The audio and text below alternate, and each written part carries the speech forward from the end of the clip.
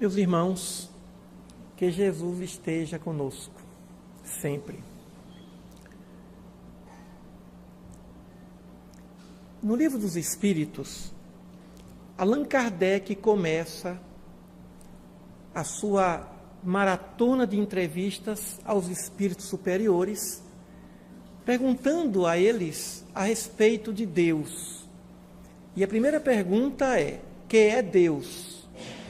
Os espíritos respondem, dentro da pobreza da linguagem humana: Deus é a inteligência suprema, causa primária ou causa primeira de todas as coisas.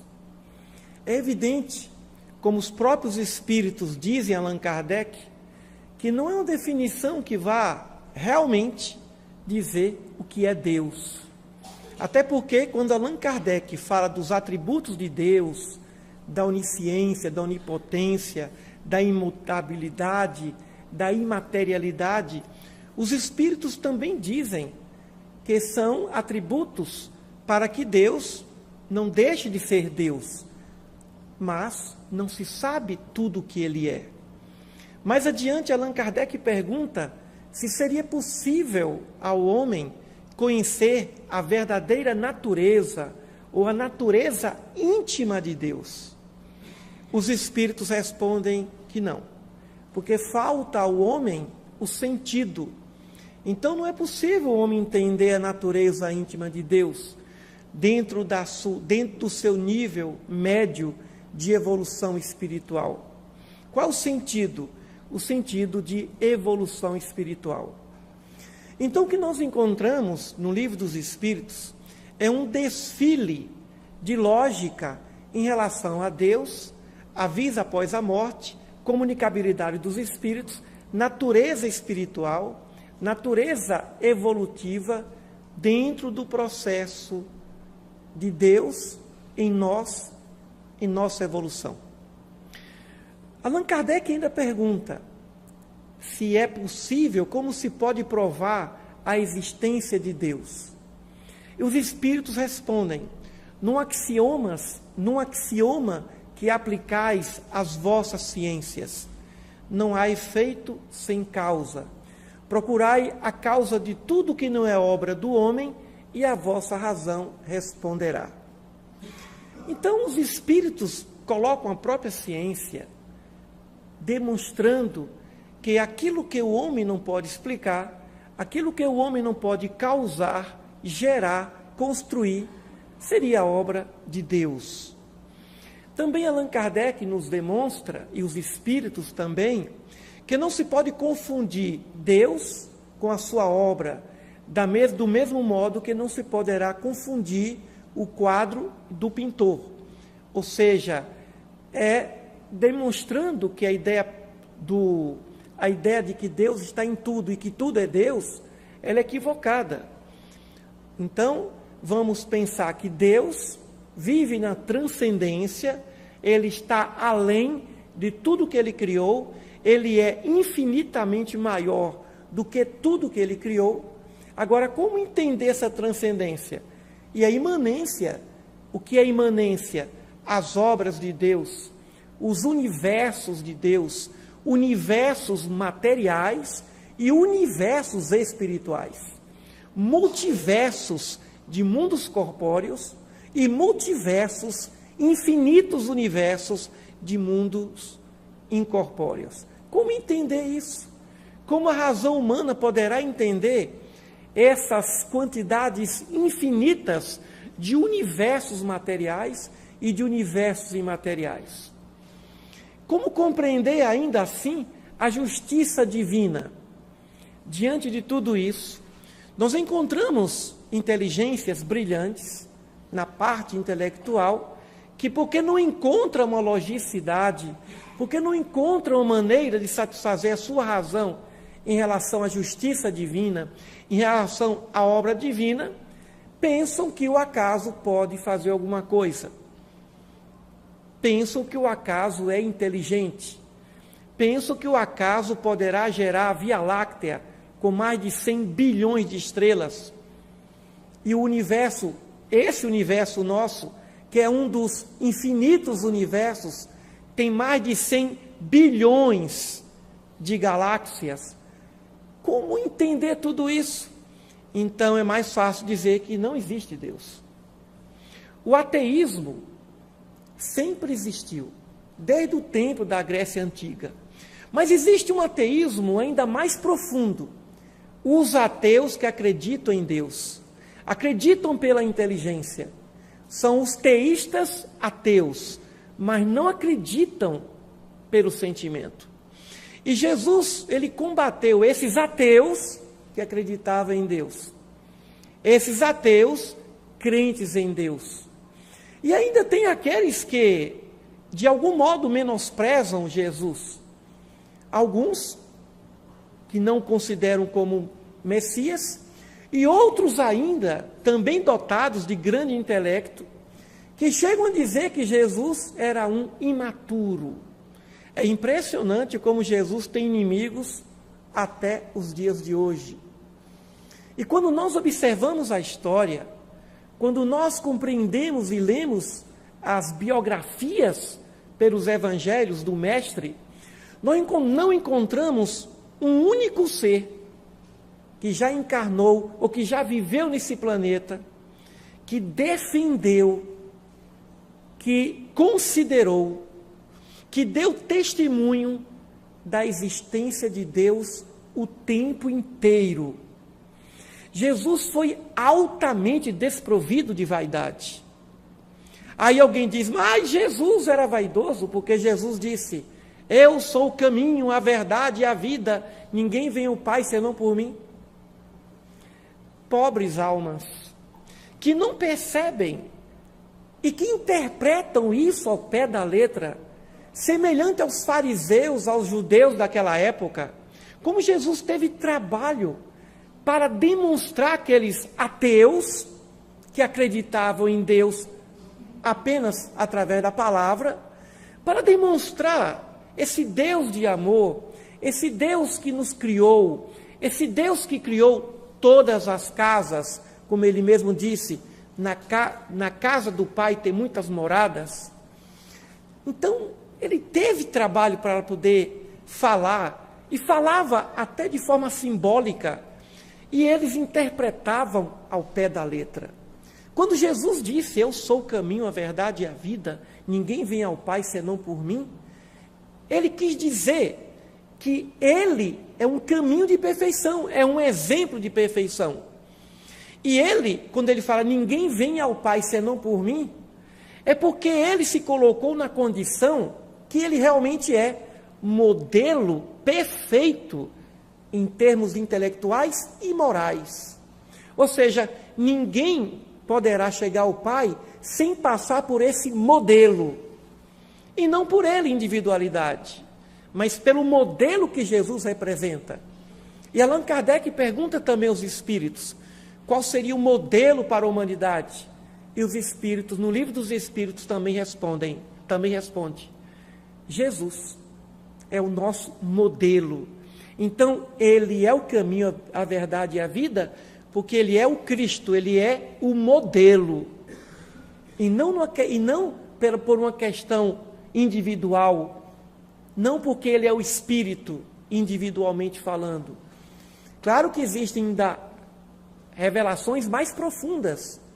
Jesus é o nosso governador da terra. Jesus foi um dos arquitetos da terra. E quando ele disse que antes que Abraão existisse, eu sou, o que ele quis dizer? O nosso planeta Terra tem cerca de 5 bilhões de anos de formado. 5 bilhões. Alguns autores falam em 4 bilhões e 500 milhões de anos. Antes que Abraão existisse, eu sou. Antes que a Terra existisse, ele já era o que ele é, perfeito. Antes que nós existíssemos como espíritos, ele já era espírito puro. Quando nós éramos átomos, ainda sem a necessária individuação, ele já era o que ele é, espírito puro. Ora, nossa imaginação, por mais fecunda que seja, como dizia Einstein,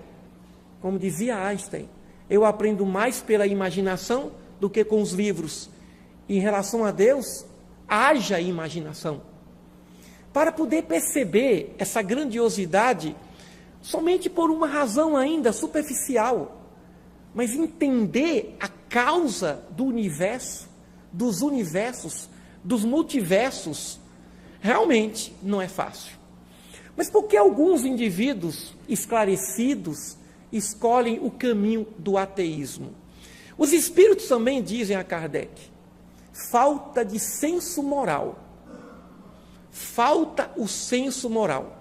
Tem inteligência, tem informação, tem raciocínio, tem conduta moral, são pessoas honestas, muitos deles, mas não tem um amadurecimento de uma inteligência que é de natureza moral, como Platão possuía, como Pitágoras, Sócrates.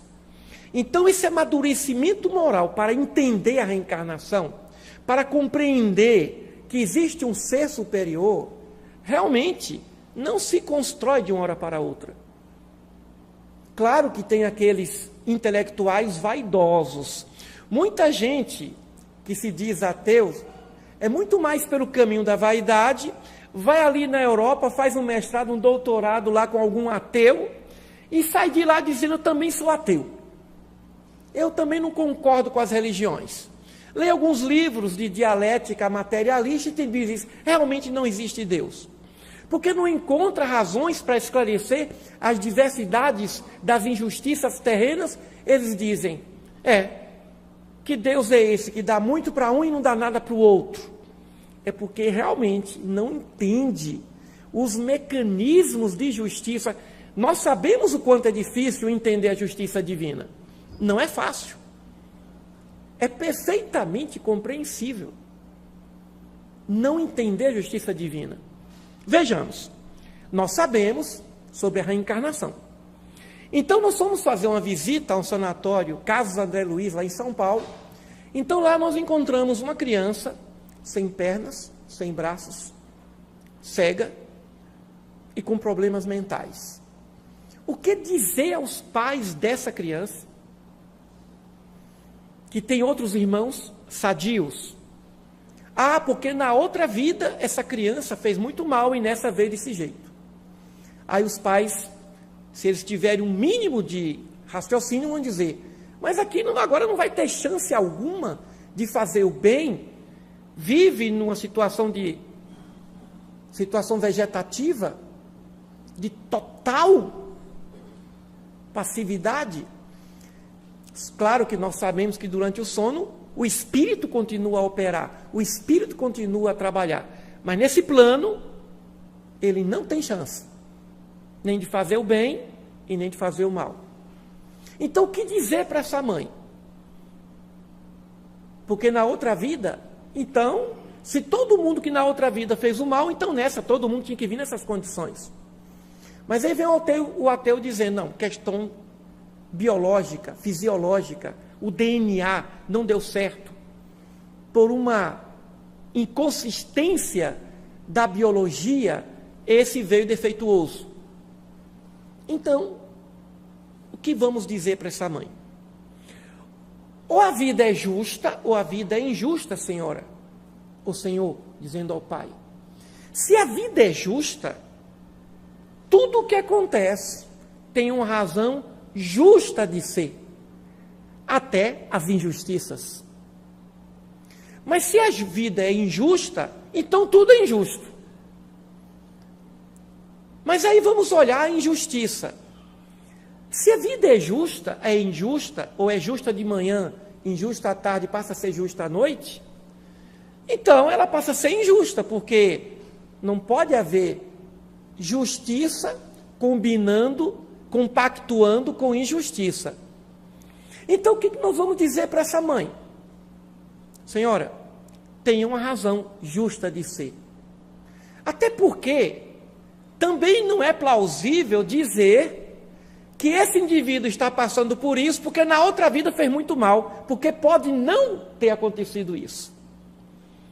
Jesus estava saindo do templo de Jerusalém, Algum tempo depois, ele encontrou um homem cego de nascença, que pedia esmola, junto ao tanque, ou à piscina, ou reservatório de Siloé, extremo sul de Jerusalém. E lá os discípulos se sentiram compadecidos e perguntaram ao mestre: Senhor, quem pecou, ele ou seus pais? Aí Jesus responde: nem ele e nem seus pais. Mas ele veio assim para a grandiosidade, para que se cumpra as obras de Deus. Por aí nós percebemos que os discípulos falavam de reencarnação e ao mesmo tempo falavam de maldição de família. O avô, o bisavô fez o mal, agora o bisneto vai receber a punição. Mas Jesus vem com outro tipo de resposta. Nesse caso, nem ele, em outras vidas, e nem seus pais. Então é possível alguém passar, escolher uma provação desse nível, ou de outros níveis, apenas para que se cumpra a vontade de Deus? Sim. Nem todo aquele que sofre está resgatando um débito do passado. Ele escolheu aquela provação, por exemplo, para demonstrar às pessoas como se deve sofrer. Porque para que aqueles discípulos chegassem a Jesus, dissessem a Jesus: por que ele sofre? Quem pecou? É porque aquele cego de nascença, aquele homem cego de nascença, passava uma energia positiva. E observa-se que Jesus curou aquele homem, sem que os discípulos pedissem e sem que o homem cego solicitasse. Ninguém pediu a Jesus para que ele curasse o homem cego. Mas Jesus resolveu interromper aquela prova que o Espírito solicitou para o bem da sua própria evolução. Cuspiu na terra, pegou, fez um pouco de barro, colocou nos olhos do homem cego e disse: vá ao poço e lave os olhos. E saindo do poço de Siloé, o homem estava curado. Jesus não estava mais lá. E todos reconheceram que ali se encontrava o ex-cego. Então, mesmo nós compreendendo a reencarnação, nós encontramos nas palavras de Jesus um outro tipo de prova. O próprio mestre escolheu uma prova, ou uma encarnação de provas, sem ter nada do que se penitenciar. Sofreu fisicamente dores horríveis, sofreu mais ainda moralmente. Seu sofrimento moral foi tão grande que ele pediu a Deus para afastar o cálice. Senhor, afasta de mim esse cálice. Ele não estava querendo fugir da dor física. Até porque ele tinha poder para neutralizar essa dor. Ele tinha poder para tudo. Mas ele não tinha poder para neutralizar a dor moral. Jesus podia tudo, menos isso. Ele não podia neutralizar a dor moral. Assim como uma mãe não pode neutralizar a dor moral, sabendo que o seu filho quer assassiná-la. O amor de Jesus era muito maior do que o amor de uma mãe. E o sentimento que ele tem por nós é um sentimento paternal, maternal. E nós, seus filhos, entre aspas, espirituais, cogitando o assassinato.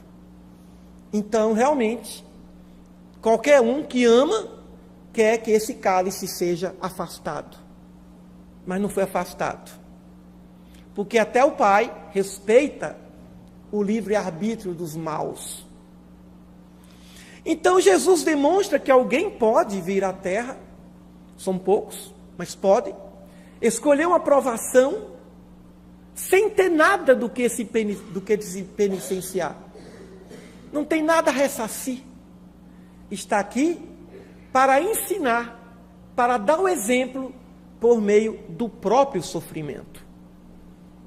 Então, nem tudo é resgate. Aí alguém, é a maldição familiar. É provável que o tataravô reencarne agora como tataraneto e colha o que ele mesmo plantou no passado. Agora, o que não pode é alguém colher o que o outro semeou. Então, meu pai semeia e eu vou colher. Alguém fez muito mal no passado e o seu filho vai receber. Não. Aí não seria justo. Aí não cabe no sentido de justiça. Não caberia justiça aí. Então, se a vida é justa, o pensamento lógico é um. Se a vida é injusta, o pensamento lógico é outro. Mas se a vida é injusta, de que adianta tanta disciplina? Então, já que é tudo injustiça, eu não vou encontrar justiça do lado de lá, porque se a vida é injusta, ela é injusta o tempo todo. Então, eu vou dizer para essa mãe, senhora, há uma justiça nisso. Eu não sei qual é. Temos hipóteses numa outra vida, para grandeza das obras de Deus. Então, existem razões. E se ele é seu filho, é porque ele e vocês, seus pais, também têm cumplicidade nisso, nesse sofrimento moral, nessa dor. Porque os pais que têm um filho com problemas mentais, com problemas físicos, também são partícipes do ontem, ou da escolha voluntária, ou do ressarcimento do débito, porque aí o débito não é de um, é coletivo, é do filho, do pai, da mãe. Vejamos a complexidade para um ateu entender esse mecanismo de justiça. E ainda alguns ateus dizem que acreditar em Deus é uma questão de cultura. Allan Kardec pergunta isso também. Meus irmãos, Allan Kardec foi o indivíduo que fez pergunta que todo ateu gostaria de perguntar, gostaria de fazer. Se a crença em Deus não seria resultado da cultura, e os espíritos dizem não. Se fosse assim, nós teríamos povos de ateus. O sentimento instintivo que a criatura tem de um ser superior não advém de cultura, vem da natureza espiritual. Isso vem desde o tempo do homem da caverna, desde o tempo dos hominídeos, desde o tempo do Homo sapiens. Sempre o homem percebeu que tinha algo, um ser, além de si. E adorava o céu, as estrelas, adorava o sol, a lua, a chuva, o trovão. E chamava esses fenômenos que ele não tinha controle de deuses.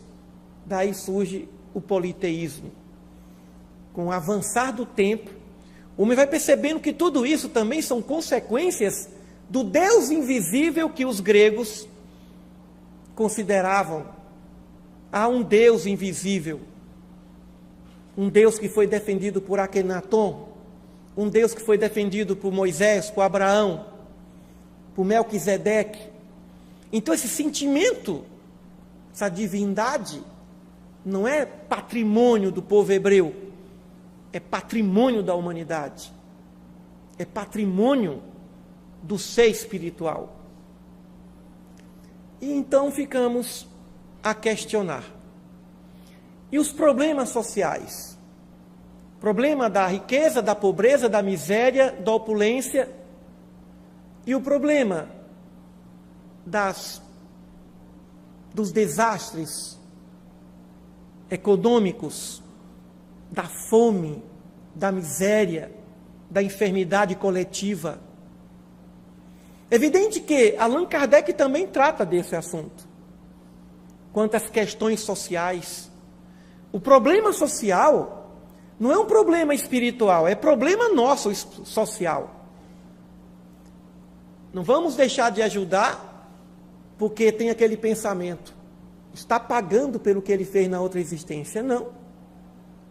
Muitos inocentes, muita gente boa, passa por circunstâncias desagradáveis no ambiente social por causa da injustiça social.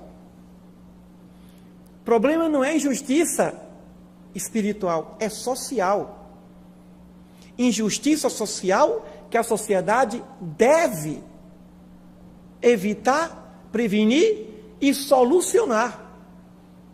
Então não cabe a nós o pacifismo. Não ficar aqui, deixa que as coisas aconteçam com o tempo, com as mãos paradas, porque isso deve ter causa de outras existências. Não. Muitos espíritos que sofrem nesse planeta não sofrem porque estejam a resgatar débito. Estão a sofrer porque esperam desse planeta um pouco mais de justiça. São os filhos do Calvário. São os filhos da injustiça social. E os espíritos explicam isso a Allan Kardec. Que é preciso que se melhore a sociedade, que se ampare o idoso que padece, que cada dia que passa a quantidade de comida dele diminui, a quantidade de remédio aumenta, quando ele tem dinheiro para comprar remédio. É impressionante a vida do idoso. A gente percebe muito isso nas aposentadorias. Eu já disse isso aqui uma vez. Aposentado que ganha 30 mil por mês não morre fácil, já perceberam? Não morre fácil. Fica ali até os 98. E aí alguém resolve casar com um viúvo, e aí, para a surpresa nossa, a gente descobre que aquela que pensou que fosse desencarnar depois, desencarnou, aos 70 ele continua ali quase perto dos 100. Porque depois dos 80 a contagem é impressionante. Mas aquele que não ganha nada, salário mínimo não dá, aquele que nem salário mínimo recebe de aposentadoria, esse vai logo.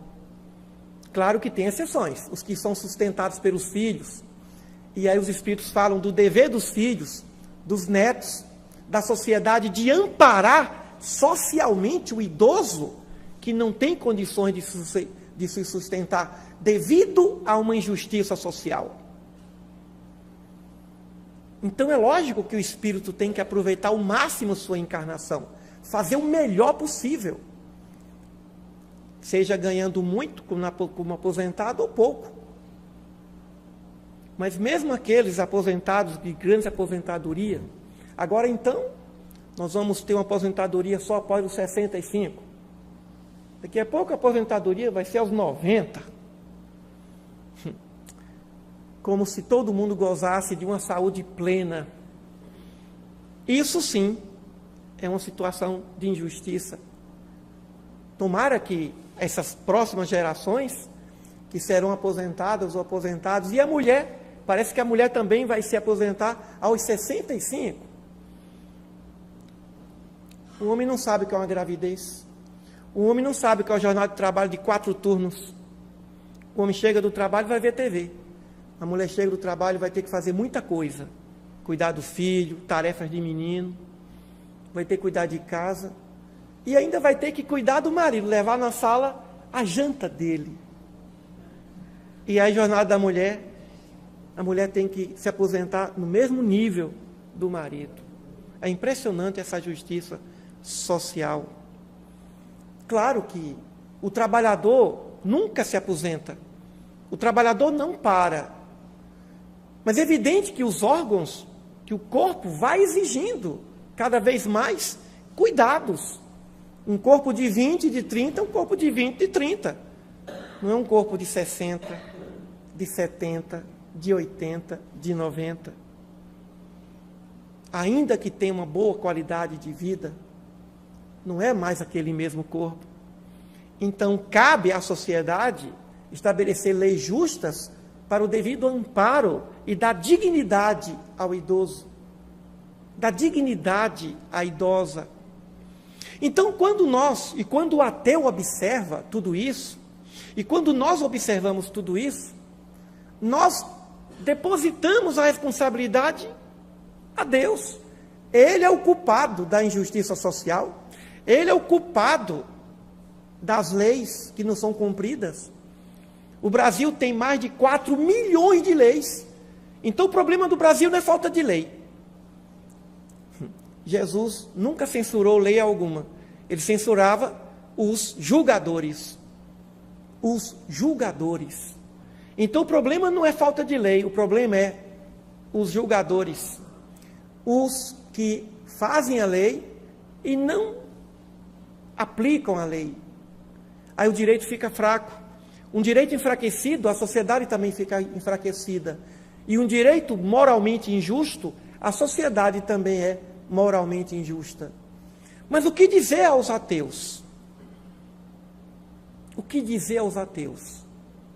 Senhores ateus, mesmo com essa lógica, que não há efeito sem causa, para toda ação uma reação, que o universo existe e não é obra do homem, e que o planeta Terra também existe e não é obra do homem, ainda assim, se você não quiser acreditar num poder superior, numa força superior,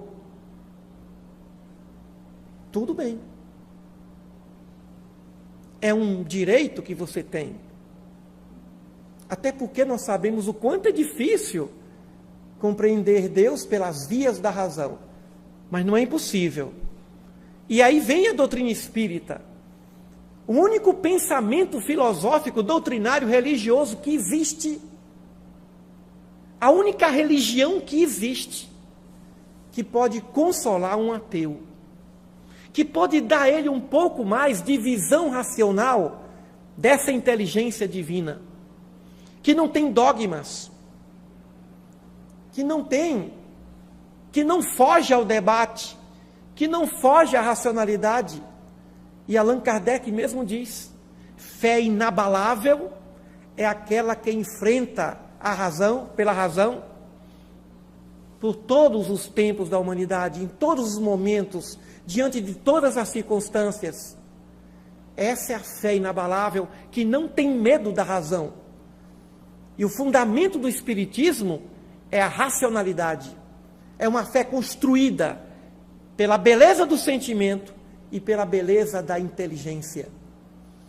Então, respeitemos, sim, os nossos ateus, que não acreditam nesse ser superior, porque ainda não conhecem, porque ainda não sabem, mas quando conhecerem, esses sinceros ateus serão semelhantes a Paulo de Tarso, que não acreditava no Cristo, mas uma vez, ao conhecê-lo, às portas da cidade de Damasco, passou a ser um valente soldado do Cristo, corajoso, grande doutor da lei, que depois se transformou em grande doutor do Evangelho, grande doutor do cristianismo, o verdadeiro fundador dos princípios institucionais cristãos.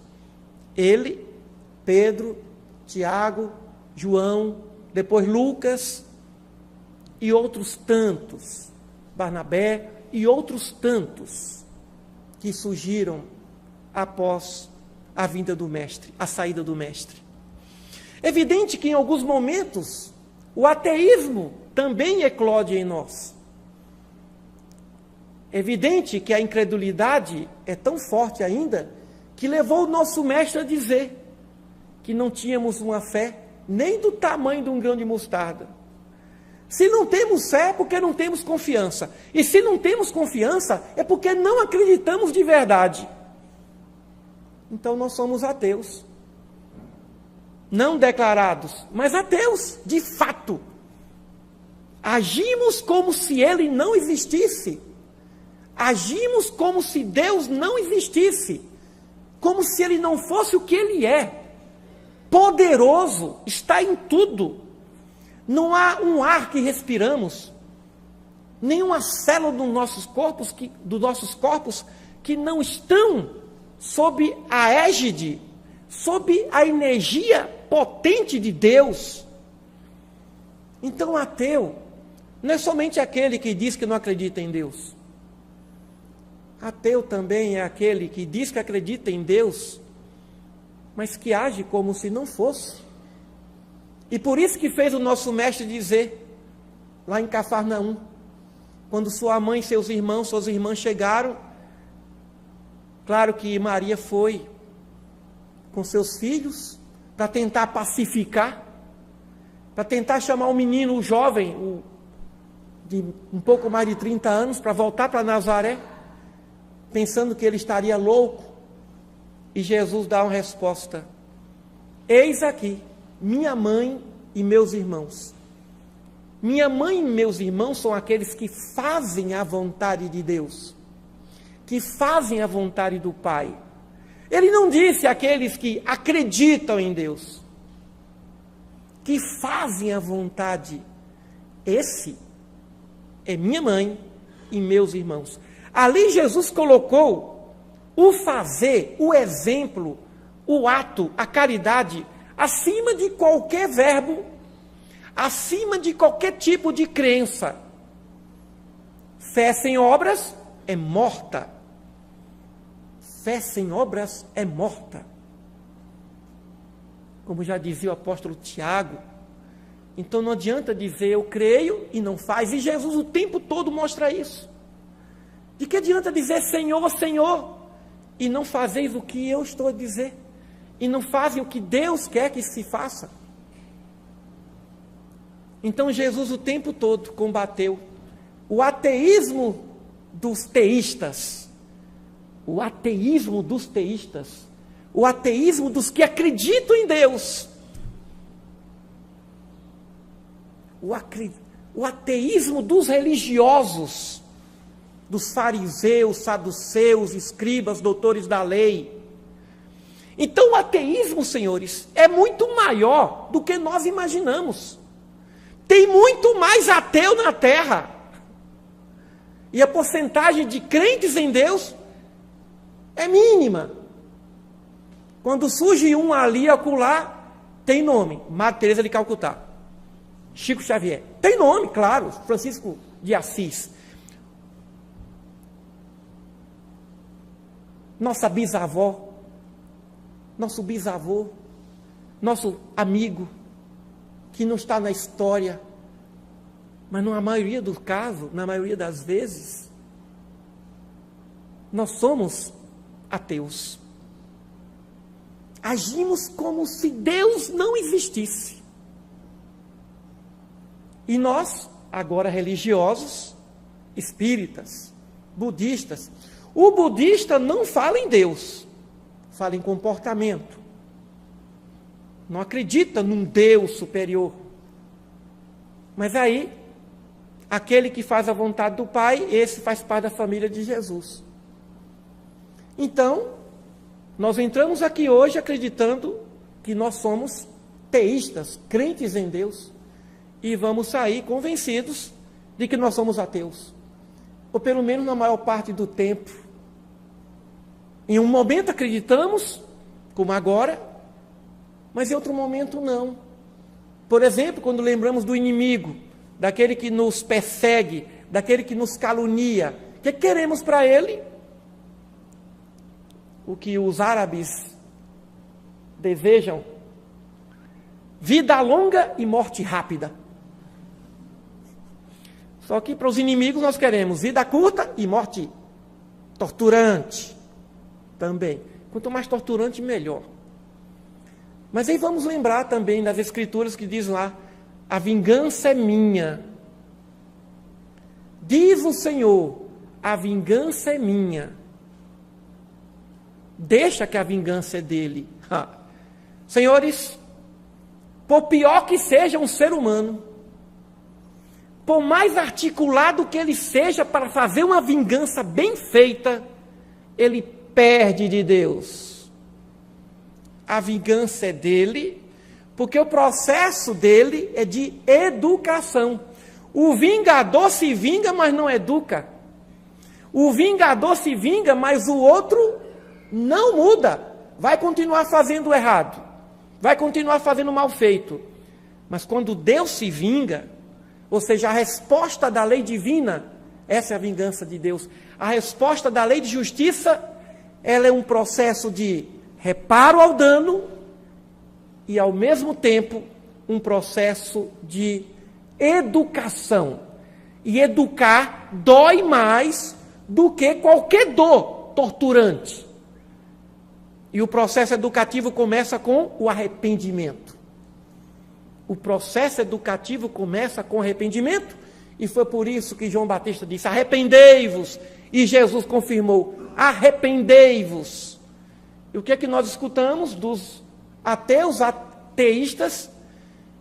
Eu não me arrependo de nada que eu fiz, eu me arrependo do que eu não fiz. Deveríamos pensar diferente. Eu me arrependo de quase tudo que eu fiz. Eu me arrependo de quase tudo que fiz e quase tudo que eu não fiz também. Eu só não me arrependo do pouco de bondade que saiu do meu coração. Da oportunidade de servir, de amar, de ajudar, de socorrer, de fazer alguém feliz. É a única coisa que a gente não deve se arrepender, o resto. Eu me arrependo de não ter dado mais amor à minha família. Ah, mas você deu muito amor. Eu sei que eu dei muito amor, mas podia ter dado mais, sempre pode mais. Então o arrependimento é uma virtude também. E demonstra que a evolução é infinita. Arrependimento em outros níveis mais avançados. Não é arrependimento do pecador. É o arrependimento do homem de bem.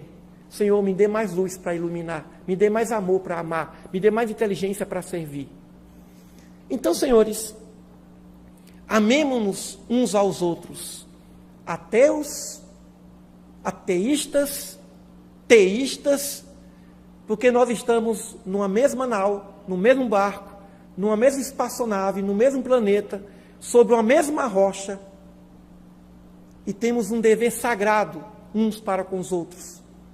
O amor, o respeito a todas as pessoas, a todos os seres.